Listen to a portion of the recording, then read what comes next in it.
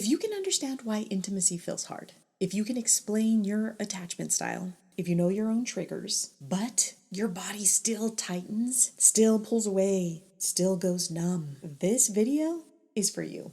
Because one of the most painful places to be is knowing exactly what happened and still feeling stuck. As a therapist, I see this all the time. And as a human, I've lived it too. Hi there. If we've never met, my name is Raquel Perez, and I am a therapist here in the state of Colorado.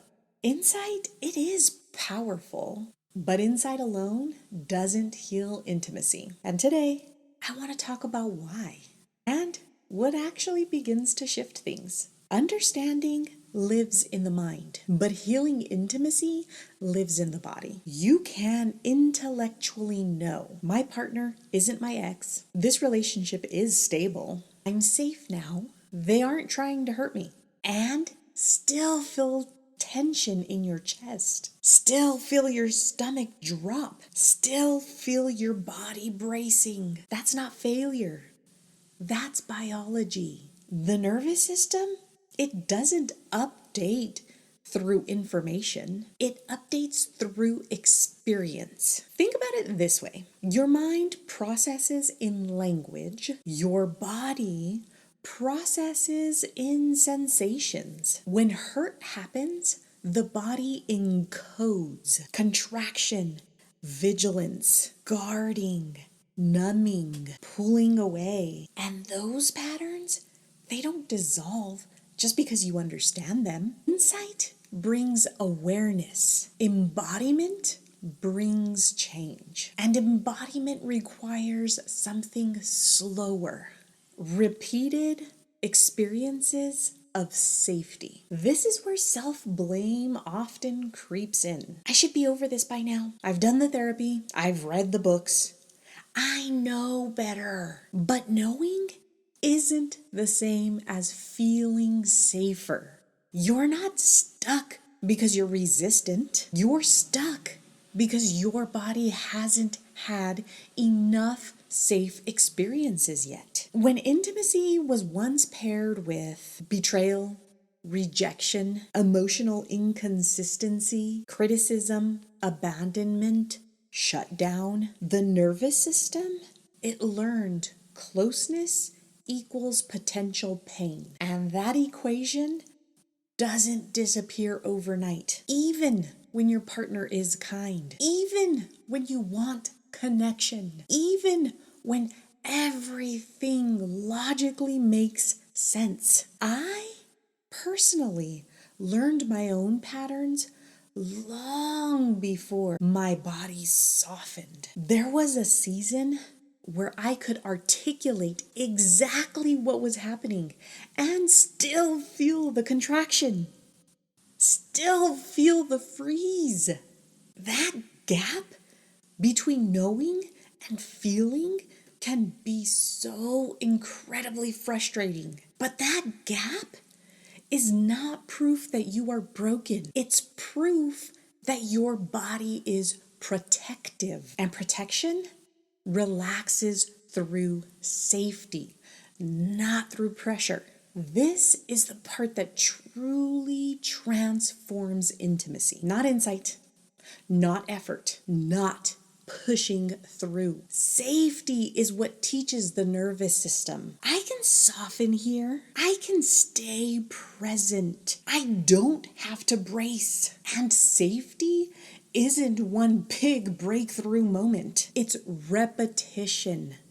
Very small moments like being listened to without correction, having your pace respected, saying, I need a minute, and being met with understanding, feeling emotion rise and not being shamed for it. These experiences teach the body something new. And over time, the body begins to update, not perfectly and not linearly, but gradually. The nervous system doesn't need you to be smarter. It needs you to be gentler. Desire doesn't respond to analysis. Trust doesn't respond to logic. And intimacy doesn't respond to pressure. They respond to safety. Safety is felt, not explained. If understanding isn't enough, then what is? It's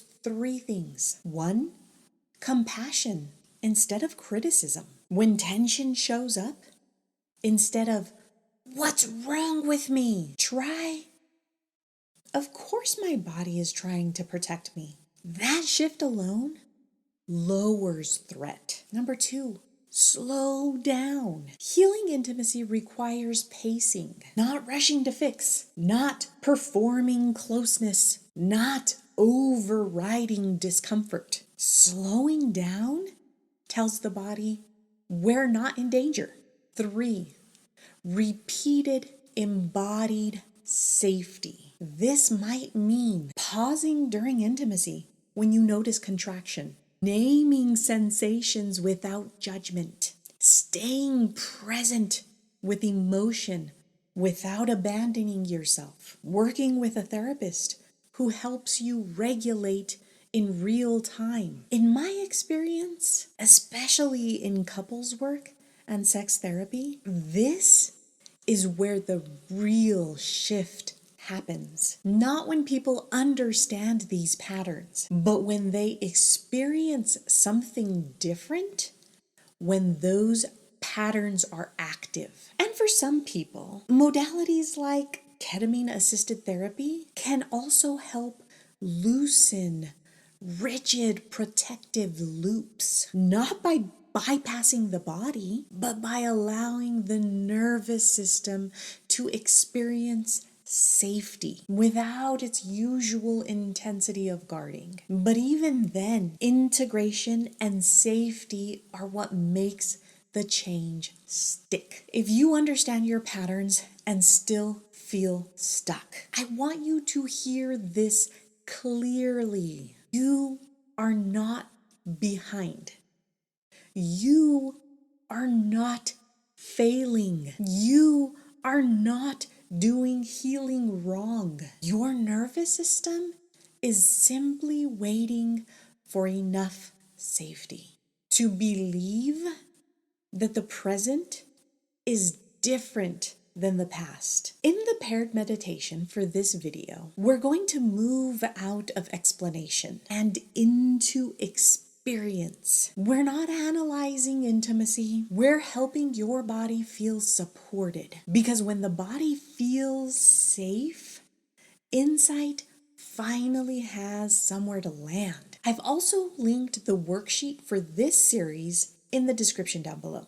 It will help you notice where you understand something mentally and where your body still might need a little bit more care.